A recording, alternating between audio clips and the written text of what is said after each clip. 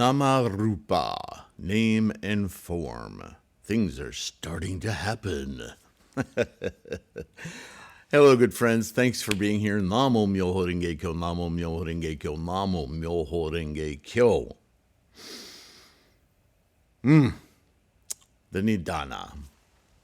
There's a few terms in this Buddhism Reference book that I've been putting together that are really ancient. They're early teachings of Shakyamuni's directed to an audience that was filled with mysticism and magical thinking. And in order to move those people into a mind of self-analysis, of even conceiving of the idea that they could actually take control of their minds instead of blindly following whatever, in other words, reacting to life. You know, I was thinking last night, it's no wonder that we are so easily overrun by authoritarian politicians, politics. And that's not just governments, that's corporations, that's anyone who wants to take up the ideal of having others do as they wish rather than independent thinking, critical thinking. Oh, no. Critical thinking, we have to squash that because that means they just don't do what I want them to do, right? That kind of thinking, that's samsara. That's the way we're built, right? That's why people think the life happens to us, because we're in our mind, just whatever our brain tells us is going on around us, we respond to very dutifully. Okay, I'll do this. Okay, I'll do this. I'm hungry, gotta eat. Right? It's what we do. So if somebody wants to bark at us loud enough, we just go, oh, okay, that's what I need to do. That's authoritarianism. It's an interesting point of view if you consider that Buddhism proposes a completely opposite way of being. What? Yeah. Being the one to tell your brain, your body, your mind what and how to do to live fully. A leader in our minds, our Buddha mind, observing the activity of life and wanting nothing other than to fulfill all the potential for each of us, for each of you, for the world, for life. How do we make that happen? What avails to us the potential for realization of self? See, ideas of success and ownership and possession, they fall away. They're such infantile concerns. But they're critical concerns when you're in samsara, right? So, why include these old terminologies, these early teachings? Are they helpful to our modern practice? Well, you could argue that. You know, with the 3,000 realms in a single thought moment, just grappling with that speed of momentum, right? We've talked about moments and Max Planck and the incredible, unfathomable speed of instantiations and how we influence that amazing bullet train of karma, right? I've evolved from what was it? The freight train of karma. Now we're in the bullet train of karma. At any rate. But I find, these old terms, they're going to pop up in your study. And if we don't talk about it and put them in proper perspective, get that mouth working, then they're liable to confuse us. Well, which one is it? This one or that one? Well, Nidana is an early teaching. It's just breaking the crust to get to that delicious chicken pot pie of the 3,000 realms, which comes much more evolutionary thinking, yeah? So, yeah, it's important. And what's often the case, I know it was for me, studying earlier versions or earlier thoughts leading to the culminating teachings of Shakyamuni or any subject often will open insights, little doors of perception, as Mr. Blake might remind us. And these early concepts, because they address us differently about how our mind works and how we think, have the potential to unlock doors that then, knowing the 3,000 realm, we go, I get that. I get that now. Now the 3,000 realms doesn't seem so weird or difficult to penetrate the logic of. Now, knowing this, yeah, okay, now I get it. So it could be helpful. And again, the goal of this book, I hope you know by now, or if you have the book or you've been following this series, the interconnectedness of all of these terms, words, the 50 years of Shakyamuni's teachings, all culminating in the Lotus Sutra. The ideas haven't changed from the very start. What Shakyamuni was teaching, the only reason it sounds or looks or may seem different is because of his audience, who he was teaching to.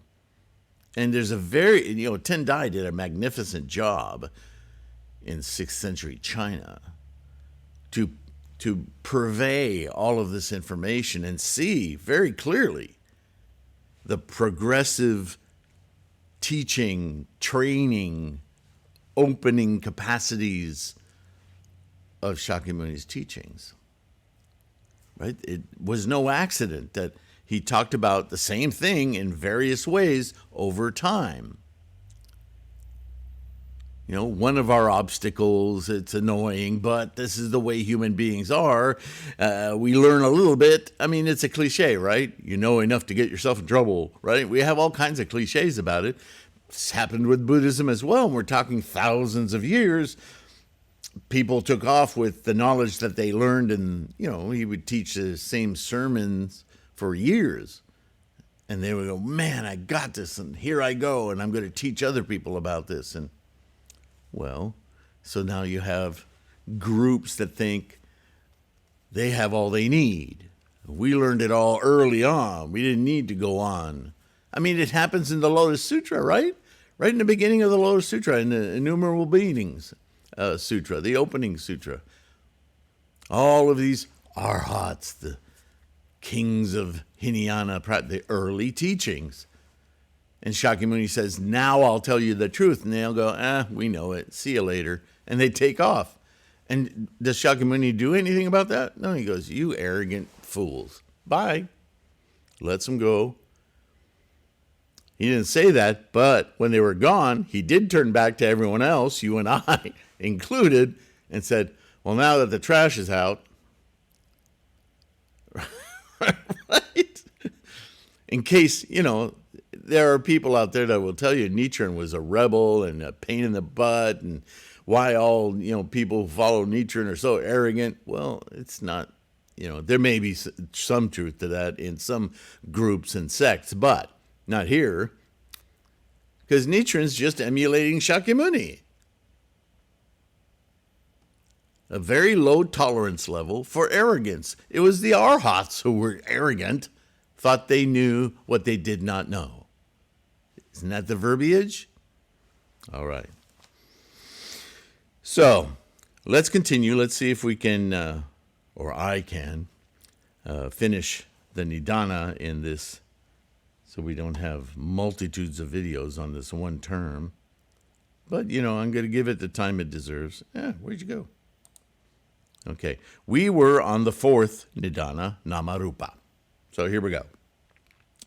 Name and form. This is the moment of the instantiation of all that is to become, quote unquote, the samsaric identity. Right? This is when energy starts to manifest its different innumerable potentials into form. And if there's a form, then we can identify it. Nama Rupa, name, form. Oh, look, dot, dot, dot. I mean, this is early on in the process, right? And as 3,000 realms, we know that's the influences, the minute little energetic potentials manifesting in a way that has tendencies and conditions. And if it has tendencies and conditions, then it's going to influence the context that it's in, other tendencies and conditions, on and on and on. It just, chain reaction, right? 12-length causal chain. It's no accident, these naming conventions. Oh my goodness. The beginning of identification, see identification in this book, the creation of the differentiated phenomena using the three factors of, quote, birth as follows. So here, just for understanding the linguistics and the translations of the vast number of Buddhist teachings, this is an early teaching, and we're using the word birth. Remember who we're talking to 3,000 years ago here. So birth being the creative moment, the instantiation of something new. Yeah? A, the first of the three factors, antarabhava. The first three Nidana collectively, the antarabhava, combine as the samsaric entity from the preconditioned strain within all potential, like the condensation of rain as droplets, leading to the waterfalls to become rivers and lakes. This root force, if you will, is a form of wave or substantial disturbance that continues without end to insist on instantiation, being, and gathers all reactions or energies in its vicinity to instantiate forms conditioned by its particular general tendencies and an incalculable variety of new tendencies it must accrue to precipitate either a manifestation in form and name or an explosion of incompatible forces, which would lead to extinction. Yeah? So this is taking apart the idea of formations. What's going on in a formation? Secondly, Ichinen Sanzen, already rearing its head. Ichinen Sanzen, the 3,000 realms in a single thought moment. This is not what it was called back in the day when the Nidana was talked about. It was called the Antarabhava. And that joins the Namarupa to insert itself as a particular group of samsaric heredity. Heredity. What does that sound like? This is habit energy. This is karma. Right? At the moment formations are coming from formations into name and form, actualizations, instantiation, karma is in that mix. Karma is the forming of, right? The forming out of formations into form. There's a pattern being established already. Nothing happens in a vacuum, quote unquote. You know, we have all kinds of rhetoric around this, but we don't really stop to think what it means. Truly, the second stage of Ichinen Sanzen, from which we form formations, our unique experience of samsara as the parental pairing of karma already extant, present an opportunity for a heredity comparable to its cravings. What does that mean? Heredity comparable to its cravings. Is that not another way of describing momentum? That's momentum. I should actually add that in there. And the third factor of Namarupa, identification. That's in the karma. Then follows infatuation of the formations, an affinity for an environment to flourish in which the support is conducive to the samsaric heredity of this potential instantiation, by means of which the instantiation enters the womb and conception takes place in a certain combustion, quote-unquote, event. Now, the analogy of birth is worth noting here. Because you notice, we haven't talked about mother and father yet. We're talking about the formation of tendencies and conditions promoting themselves the opportunity to manifest tendencies and conditions. There's the romantic idea that this must be consciousness, but it's not. Consciousness is something of the sentient mind. It doesn't exist yet. It's a long way from existing yet. But the component parts that would manifest an apparatus for that sentient mind to appear, they're already happening. This gets broken down further into later and later evolved teachings into the consciousnesses, right? From the skandhas, Vasubandhu, and later scholarship, right? Till we get to the Lotus Sutra, where it's obvious there are 9 consciousness, the 9th being Buddha-ness.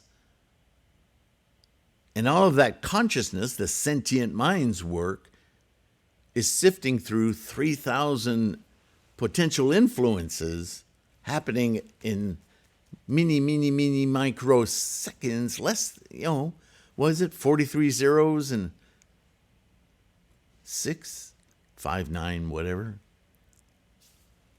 of a second? It breaks the brain trying to think of the speed of that. Those are our influences. You think you can enumerate them? The best you can do is offer them influence, right? And that's why we chant every day. So here we go. At this point of the Nidana, and the descent into birth, descent being from quiescent energy into the apparatus, the 3 principles, Samkhya of Karana, Linga, and Shtul Sharira, are in place. What the hell is that word salad? The Western equivalents, if you've studied any Western Greek philosophy or Western philosophy, even Freud talks about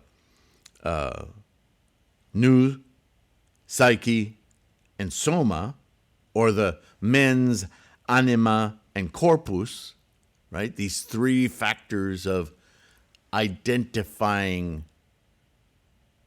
anything, including self. This is in the mind. Again, Buddhism's about the mind, don't forget. This then is the genesis of the consciousness into an instantiation of self-awareness. See, this stuff wants to be, wants.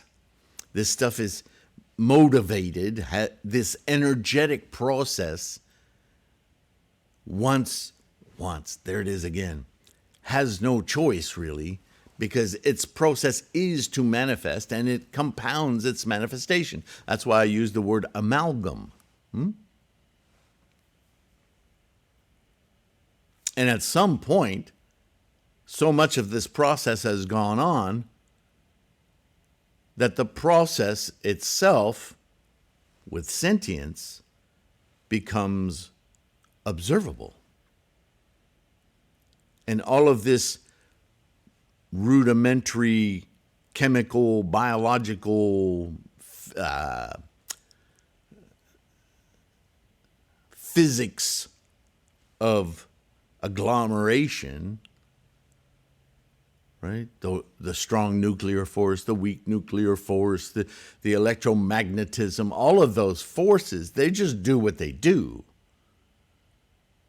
But in order to function, if you study any of the sciences, the associations, it's like saying 2 + 2 = 4. In a way, and in Buddhist parlance, in the Nidana, the two has to have a value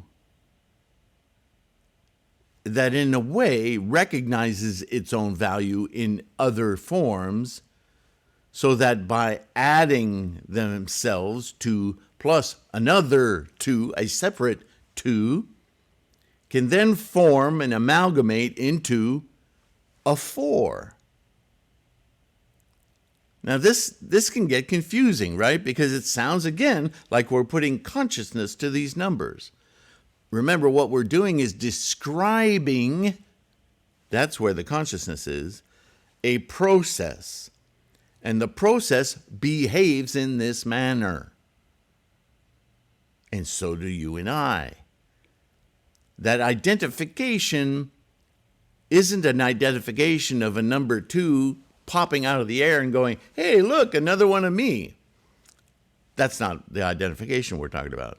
The identification we're talking about is you and I looking upon this situation and saying, in order for me to understand 2 + 2 = 4, I need to know, I need to conceive of something, right, form that I name 2 with all of the charisma and characteristics that those words inculcate. And then I use a plus sign to indicate that I'm going to conjoin this name and form with another name and form, whether it's 2, 10, or a billion. And there's an associated result by putting those two together, and that creates another form that I name this, within a huge convention that contains all of thisness. We do that, right? So when the Nidana is teaching people who don't understand that separation yet, they don't understand the mechanisms of their mind, using words like birth, identification, right, predilections, tendencies and conditions, it starts to dig deeper into the nature of the process from which life is manifest. You see? This is the benefit of studying this older stuff if you have a modern insight and understand what it is you're reading and digesting, yeah? So what do I go on to say here? Through conditioned existence of samsaric attachments to the world of name and form, yin-yang, self and other, right? That's what I've been saying. This is the starting point for the personality or character that drives every aspect of our human manifestation, including temperament, hair, eye color, and body type, and finally our interactive and innate relationship with karma. Now, all of that can sound like wonderful word salad again. But if you've been following along and understanding this process and how it's coming together, then all of these other words that I'm throwing in there, yes, eye color. How do you think your eye color got there? It started from this process. With just these little hints combining together. And if something is going to exist, to be, then it has to have these characteristics, right? The 10 suchnesses: appearance, form, intent, karma, right? Cause, effect, blah, blah, blah. We recite it every day in our meditations, in Gongyo. You see, it all derives from this. Number 5. Yeah, we're only on number 5. Yeah, this is going to take a few videos. Sad ayatana, assumption of the sixfold base.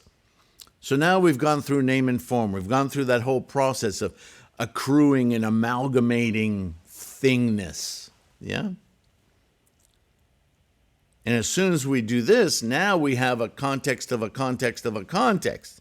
So in what space is all of this going to exist? All of this name and form. Now it's not just about creating forms with labels, but those forms with labels need to be in a form with labels, a larger context. Kind of like a baby being born in an amniotic sac, right? An environment for it to exist, to take place. It's fascinating, the analogy with birth here, right? So the Sarayatana is the assumption of the sixfold base. The development of the sensory fields or strands appear at this point through contact, quote unquote, the various sense impressions and various images of the instantiation will crave self-awareness. In other words, being again. An activity, not just a thing, right? But a process.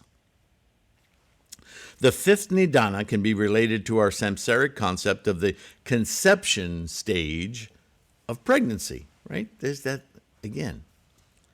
The 6 senses are touch, hearing, sight, smell, taste, and thought.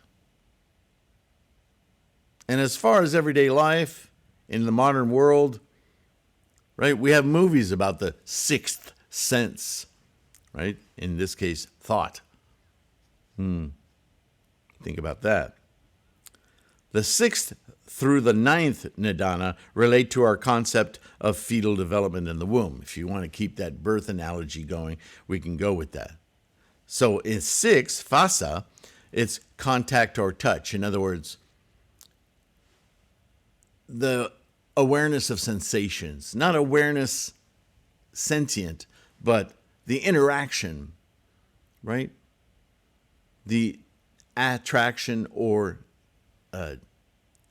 repulsion of other conditions and tendencies, right? Things begin to separate and define, group, divide. And this is all of this, by the way, is happening in an instant. But this is a dissection of it, yeah? We now descend, of course, vertical progression to the actuality, quote unquote, of the instantiation with the phasa. Here we pass from potentiality to actuality. This is the first contact with the physical world. We were naming and forming before we actualized into a physical world. Now, I want you to understand, we tend to read these things as though they were plays on a sports field or something. First this happens, then this happens, then this happens. And our samsaric mind gives chunks of time to each of these things. But now, at the point of phasa, you should be rethinking that and thinking, man, all of this is happening so fast that our sentience, our ability to observe it's inadequate. But we can abstract that, yeah, these in fact make sense in the order they're presented as separate steps in this amazing manufacturing from potential into what we know as reality. There's so much going on under the hood here. So this is also a benefit of understanding what we would later tackle, the 3,000 realms in a single thought moment. Yeah. So here we are. This is the first contact with the physical world, the attachment to the uterus wall, which then leads to the Vedana. And the Vedana is feeling, sensation, yeah? This is the stage for affective coloring, quote unquote, of the perceptions and sensations as a whole.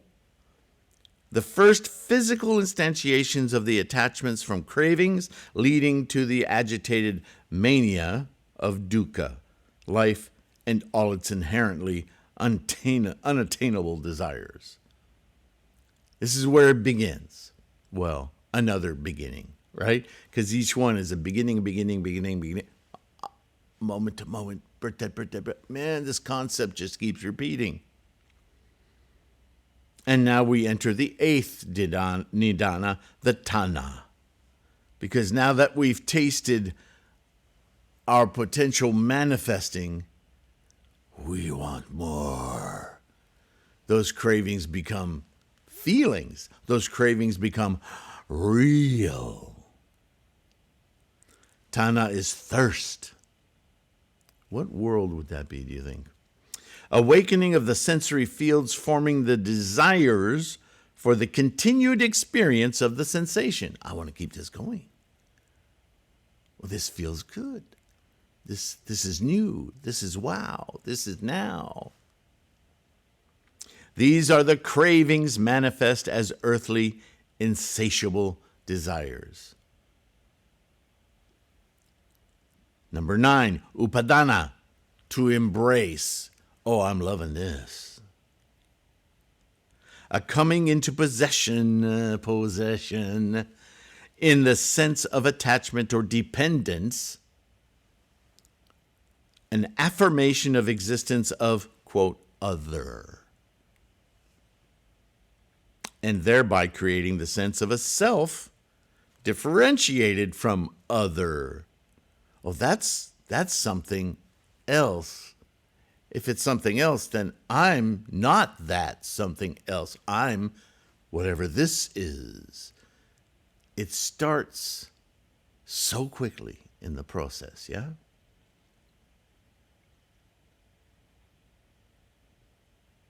Originating the sense of becoming in the samsaric, quote, reality. Fundamental assumption of dependence on other in order to accomplish the ever-present craving to be. Bhava, number 10, becoming. Manifestation of the will to exist as the fully formed identity of the samsaric I. Right? The actual birthing hasn't happened yet. This is all occurring moment to moment to moment to moment, as we say. 11, jati, birth. The instantiation of the predisposed consciousness into the phenomenal world of name and form again, from the karmic flow or continuum strand of consciousnesses connected as a transfer from moment to discrete moment perceived as linear, which now adds a new, impermanent consciousness extant only in the phenomenal and conditioned pretext in a state of dukkha. This is sentience. This commences our lifetime in samsara and our conditional self in a perpetual form of clinging and identification. And we have humans.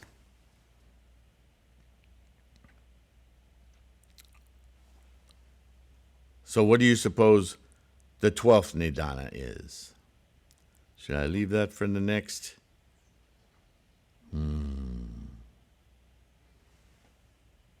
Yeah, I'm going to close this. Let's go long on this one. What do you say? This is a pretty big chunk of early teachings. It's very important. Understanding it from our perspective, I think, is important. So let's go ahead and we'll go long today. You okay with that? The 12th Nidana, Jaramarana, decay, old age and death. all of that. I think it's quite something to note that we've had 11 linked causal chains to describe this infinitesimal moment of instantiation from potential. Yeah? We've dissected that puppy down to nanoseconds, right? But now we're going to talk about a human lifetime in one step. We're going to go from instantiation to decay, old age, and death, all in one step. That's not unphenomenal. That's an interesting facet of this teaching. Because, for one thing, Shakyamuni's greatest concern before he became Shakyamuni was what? How to live this life to the full, unrestricted by cravings, attachments, possessions. Because from that comes all of our stress and suffering. It gets in the way of our perceiving this magnificent opportunity. We're missing it because we're so focused on that little. Just look at the process of life. It's amazing. Nah, I got to get to work. Nah, I got to make a sandwich. Nah, I got to. Whatever. Driven by cravings and clinging. This is the focus of Buddhism. So,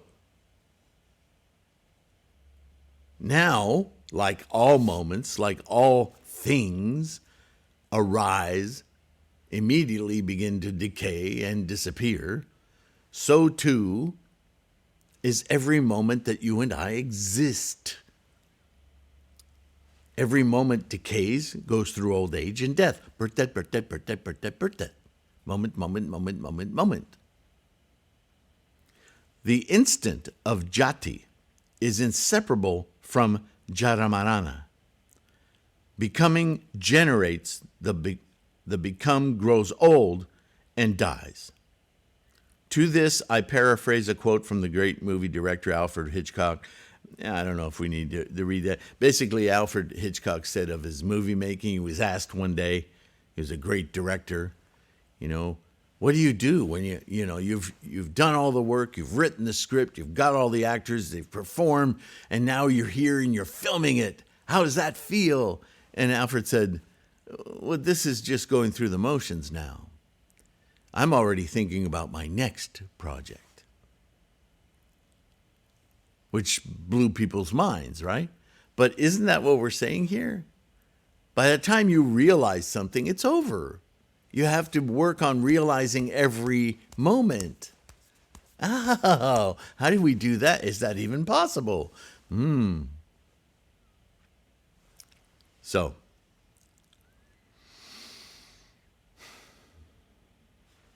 this is a very deterministic, or seems to provide a strong foundation for the idea of destiny, right? But, however, by practicing the Buddhist teachings to connect to our karmic essential self, we can transcend and even modify all those attachments and associations made at the time of the 12 Nidana that resulted in our current state. This is the amazing power of our human conscious state and our ability to transcend, quote-unquote, samsara to the essential creative core of our being, quote-unquote. By doing so, we can reprogram our existence, in this mundane world, and for all eternity. The conditioned existence thusly demonstrated to be constructions, as such, by the samsaric heredity, habit energy, a samsaric heredity which will now be amended, added to, and with the pursuit of awakening through the practice of the ultimate teachings, Namo Myoho Renge Kyo, will purge and purify all 9 levels of consciousness to escape the pattern of karma pushing us through time. Right? The cycle, quote unquote, here is like a big wheel that only contacts the ground at a small point, samsara, which, when in contact with the path, practice, affects the turning of the wheel, and has the potential to escape from its continuous turning into a quiescent part of the vast quiescent quantum fluctuations field we call energy. That makes sense? I like the wheel analogy. Because our life, our potential, the 3,000 realms in a single thought moment, those influences are like a wheel. But we experience in samsara just that patch where the wheel contacts the ground. And that keeps us so occupied, we remain unaware of the remainder, a vast majority of the wheel. But by chanting and opening our Gohonzon mind to like back away and observe the wheel, Buddha-ness, right? Aha, Renge. There's a lot more going on here. I don't have to be just focused on this. An interesting aside of this concept of the conditioned existence is the Buddhist indifference to the arguments of evolution or creationism or whatever else. Creationism assumes a creator, which simply is not required, and in fact negated by the Buddhist continuum of consciousness. Evolution can fit without difficulty due to the Buddhist concept application to all sentient beings, regardless of samsaric heredity, right? The process is the process. You can label it any way you want, but this is just the engine of life. Related to the Nidana, the four truths of the Araya, stated at the start of this book as the Four Noble Truths, can be translated from Pali as follows. Dukkha, a state of suffering and agitation due to attachments to illusions of the phenomenal world of insubstantiality. Another word salad, but if you've been following along, you understand the insubstantiality is this very question of name and form. It's a process happening infinitesimally, moment to moment, right? There's no quanta of energy called chair or Bruce or Sylvain. This is an amalgam of tendencies and conditions manifesting in this form at this moment, and is now different because several moments have happened since I first said that. Constantly changing, instantiating.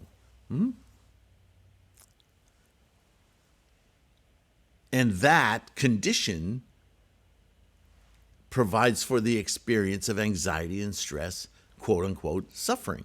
It's dukkha. It's a state of samsara that holds us on that little road patch where the wheel is contacting. Tana, the second noble truth, the origin of cravings, thirst for existence, for becoming, burning of the will, volition. This is part of that process of identification long before sentient mind occurs that leads to what? That dukkha state. This is what adheres us to it, keeps manifesting it. So third, nirodha, the destruction of the samsaric state generated through the 12 nidana, is our willful, now sentient, ability to perceive the entire wheel and not just be focused on that little contact patch, yeah?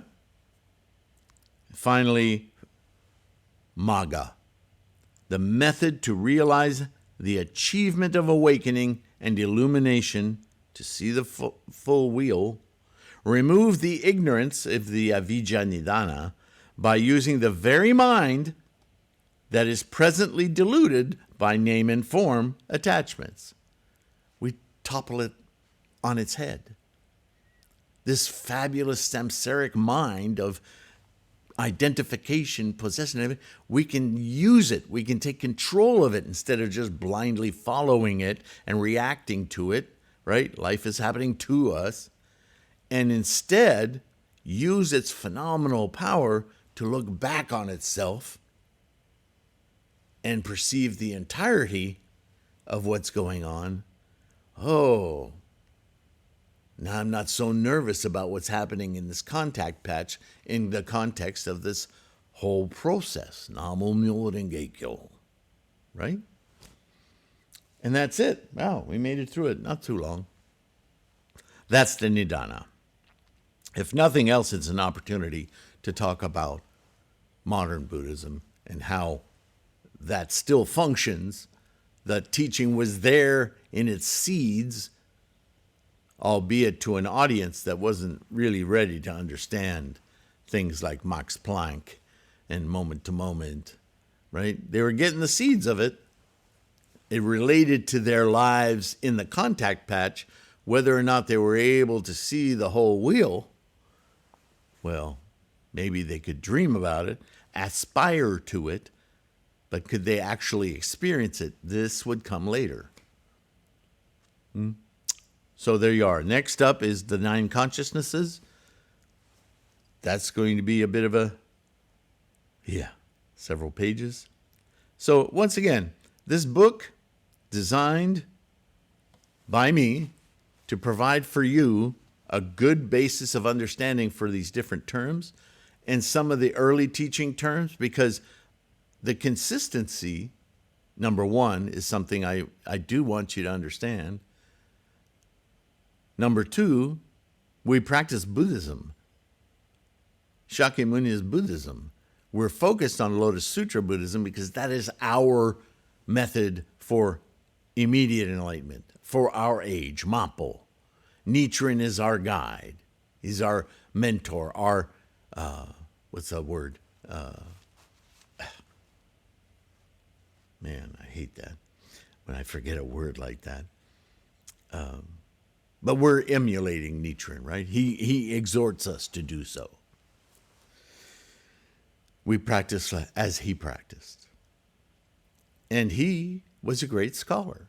He didn't shy away from these older teachings. He constantly demonstrated how they were the seeds of this culminating teaching. And so I want the book to represent that interconnectedness as well, and how everything interrelates into the same idea. Namo Myoho Renge Kyo. Thank you for listening. Thank you for being here. Thank you for your support. Please take a few seconds to like and subscribe to this channel. It's a bodhisattva effort. It helps us grow the Sangha, yeah? And don't forget, a lot of free resources, threefoldlotus.com. Lots of these questions are answered there, and links to the ebook, which is right now available in its current updated form, right through the threefoldlotus.com. And also, I made it available on lulu.com. Don't get confused, though, because you'll see the book twice. Once with a much higher price tag, because that's the print cost if you want an actual physical book, and then shipping and all of that. But I know that's not accessible to everyone, and we're all over the world. Many of our members are in other countries, and shipping becomes a really big issue. So the electronic books are my answer to that. And if you have trouble getting to, for instance, lulu.com, you can go to threefoldlotus.com, a very simple website, and go to the ebooks page, and you'll see the book listed there, and that will take you to the site. Hopefully, nobody's told me of any problems with that yet. So by all means, avail yourself to this support, these documents, to help you get rid of occasional doubts, because they'll happen, and solidify your confidence in your practice, yeah? And in that regard, as I always say, be kind to yourself, take care of your health, keep your practice strong. Patrons, Namo Myoho Renge Kyo. You guys are awesome. Patreon, PayPal. However you could support this effort, deeply, deeply appreciate it. All right, I'm going to let you go. Bye for now.